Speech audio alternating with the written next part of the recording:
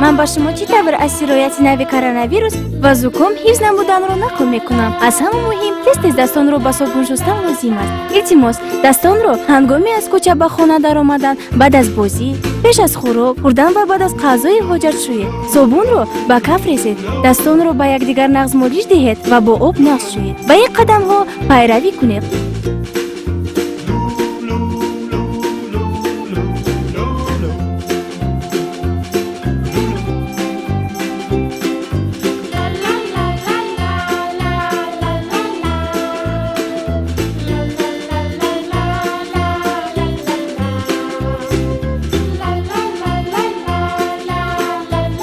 ба ин қадамҳо пайравӣ кунед. Ба дастони ифлос ба чашмбинӣ ва даҳони худ нарасед.